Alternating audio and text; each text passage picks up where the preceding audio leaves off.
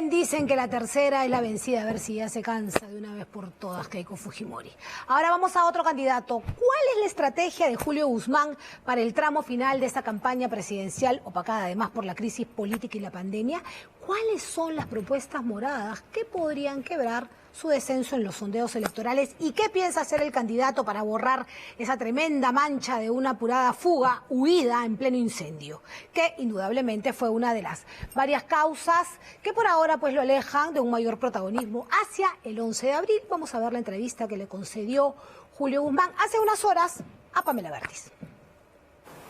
Señor Guzmán, ¿cómo está? Buenas tardes y gracias por recibir a día de...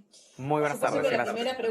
La primera pregunta es su impresión sobre los resultados de la encuesta que se ha conocido hoy del Instituto de Estudios Peruanos. Bueno, que en realidad los resultados de las últimas encuestas varían mucho. Entre ellas, el debate del Jurado Nacional de Elecciones va a ser clave para que la gente pueda comparar y pueda tomar una decisión definitiva. Usted ha tenido hace unas semanas un pronunciamiento que es insólito para alguien que está aspirando a ganar estas elecciones. Usted ha dicho, no voten por mí si no quieren, pero no voten por López Aliaga o Lescano. Pero sí aparecen como fijos para pasar a la segunda vuelta. Hasta la fotografía de hoy son ellos y no usted. Debo corregir eso, en realidad. Lo que estamos haciendo es más bien convenciendo a los peruanos para que voten por el Partido Morado y por nuestra plancha. Porque consideramos que en esta pandemia, algo tan grave, es importante apostar por un partido que se haya construido en años. Usted estaba en diciembre alrededor del 9%, iba bien, y hoy a duras penas alcanza el 1.1%. O sea, es posible que el Partido Morado no pase la valla electoral. Y lo atribuye principalmente a este cargamontón que desde el otro lado se le hace al partido, atribuyéndole los desaciertos del gobierno de Francisco Sagasti, que formó parte de su plancha presidencial. ¿En qué parte queda algo de autocrítica del candidato como rostro visible del partido? Bueno, hay varios factores. En primer lugar, sí, yo he cometido errores y he pagado políticamente por ellos, pero nadie me puede acusar, Pamela, de ser un ladrón o ser un corrupto. Y es cierto también que cargamos un pasivo del gobierno de transición y lo asumimos con responsabilidad por lo que ocurrió el año pasado y las decisiones que se tuvieron que tomar. Pero ahora la solución no es reflexionar sobre lo que no se hizo. La reflexión es lo que tenemos que hacer en las próximas 2 semanas. ¿Cree que le hubiera ido mejor a estas alturas si es que Francisco Sagasti hubiera permanecido como miembro de la plancha presidencial y no en Palacio de Gobierno como presidente interino? La verdad no lo sé, pero lo que sí sé es que si el señor Merino hubiese sido presidente, el Perú no tendría el día de hoy una sola vacuna y no hubiera ningún peruano vacunado por el simple hecho que el gobierno del señor Merino no era reconocido internacionalmente. Eso sí sé. Por lo tanto, esta situación no fue buscada por nosotros. Más bien lo que hicimos fue apoyar una salida a la crisis política. El eslogan del Partido Morado y de la campaña es tú al centro, pero más bien por cómo se están moviendo las cosas en las encuestas, parece que el electorado se está más bien decantando por los extremos. ¿Por qué siente que está ocurriendo eso? ¿Por qué un mensaje más moderado como el que trata de llevar el Partido Morado no está calando? Y sí uno como el de Rafael López Aliaga o el de Johnny Lescano y incluso el de Verónica Mendoza. Recordemos que hay un 40% de peruanos que todavía no saben por quién votar, pero lo que sí debo de decir es que los mensajes de los extremos lo que están haciendo es aprovechándose del miedo y de la desesperación de la gente. Y muchos peruanos, debido a esa desesperación, es que a veces creen cosas que son inviables de cumplir. Por ejemplo, el señor Lescano, que dice que va a conseguir la fórmula de las vacunas de los laboratorios, cuando eso no es posible, porque la fórmula es una propiedad intelectual. O el señor López Aliaga, que dice que va a votar a patadas a Odebrecht, cuando eso tampoco es posible, porque si no se caen los convenios de investigación y todas las denuncias y las investigaciones del equipo especial Lavajato también se caen. Es decir, estamos en una situación tan sensible, Pamela, tan sensible, que los peruanos a veces creen en cosas que efectivamente no se van a poder cumplir. Predictibilidad es lo que necesitamos y no la vamos a tener en la medida en que la pandemia no esté controlada y se controla con vacunas.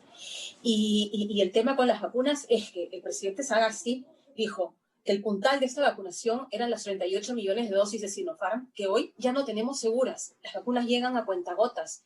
Entonces, ¿cómo es que usted puede garantizar, porque esa es otra de sus promesas de campaña o sus compromisos, a vacunar al 100% Y ha variado, porque antes decía al 100% de los peruanos en edad de vacunación, pero ahora usted dice al 100% de adultos mayores para fin de año. En primer lugar, no ha habido ninguna variación. Y si en algún momento he dicho a toda la población, entonces es momento de corregirme. Es a la población adulta, porque es la que está más expuesta al virus. Luego, las vacunas están llegando a cuentagotas simplemente porque la vacuna es un bien escaso en todo el mundo.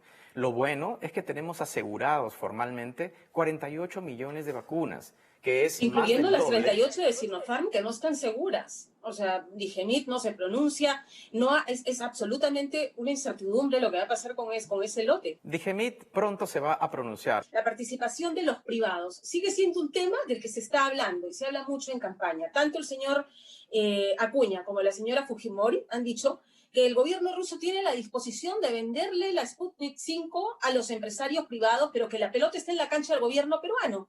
Como que el presidente Francisco Sagasti no quisiera dar esa luz verde. Algo muy fácil, Pamela, que muestren un solo país en el mundo en donde los privados están comprando las vacunas. Así de simple. Y se cae el argumento del fujimorismo, del señor López Aliaga y de todos los demás.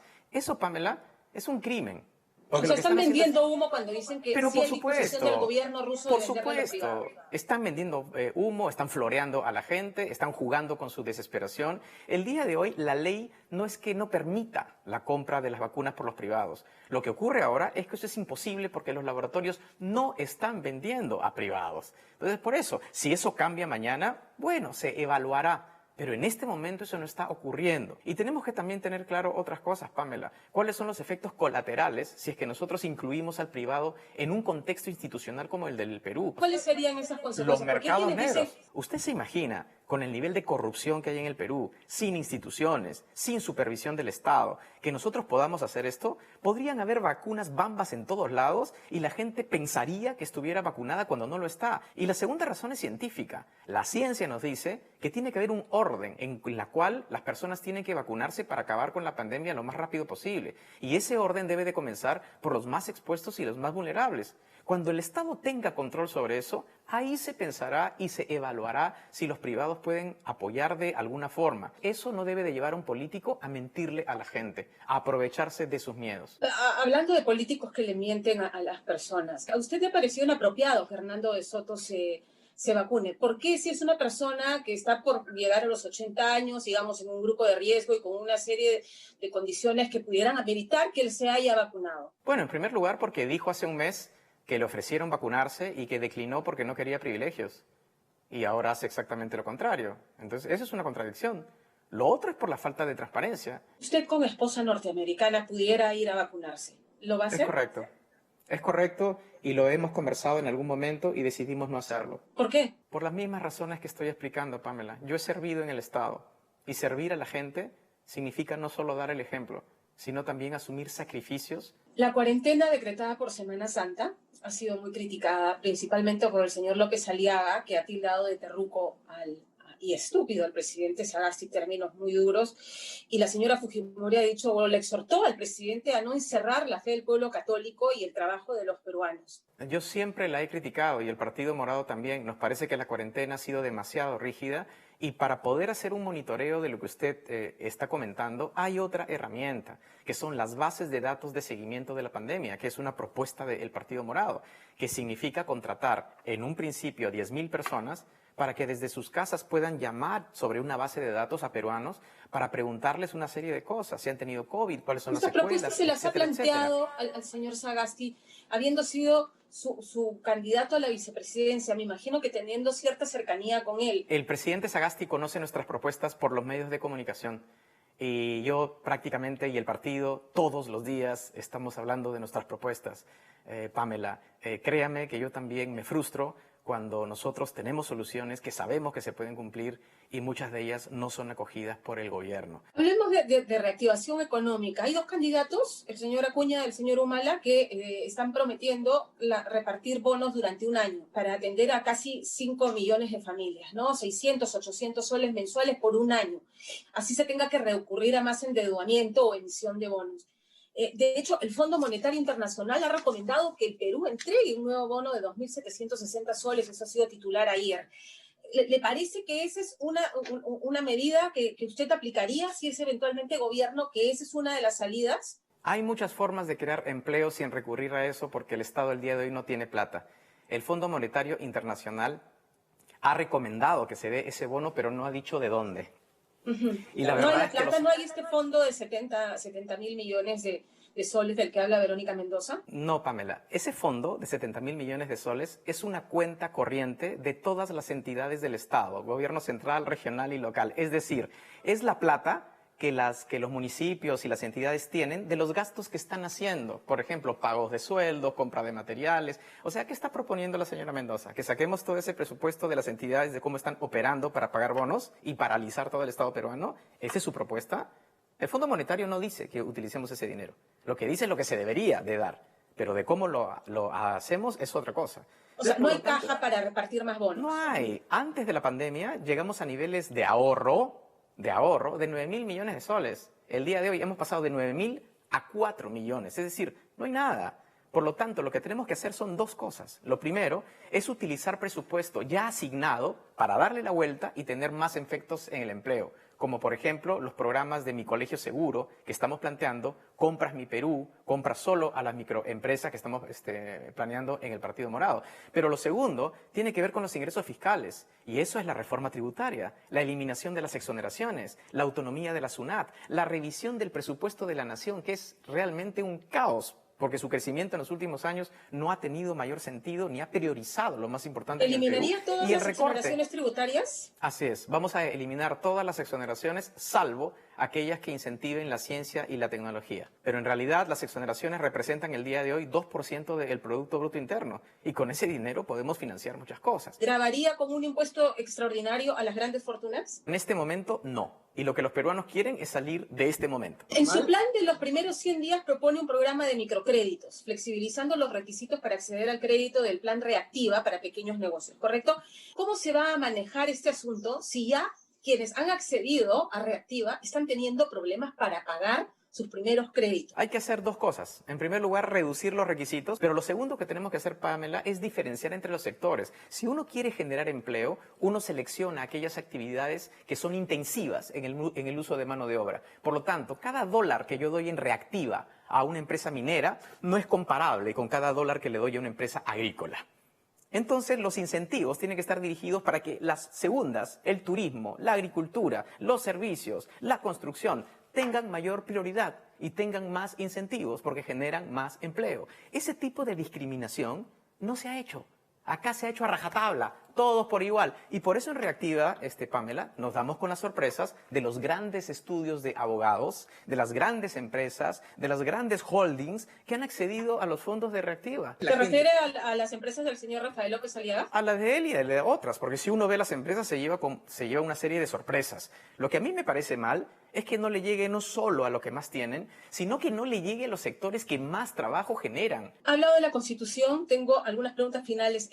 Usted en su plan de gobierno propone algunos cambios en la Constitución. ¿Cuáles puntualmente? Y si es que evaluaría presentar ante el Tribunal Constitucional una demanda de que precise esta famosa figura de la vacancia presidencial por incapacidad moral permanente. El gran problema del Perú con la Constitución es la inestabilidad política que nos genera.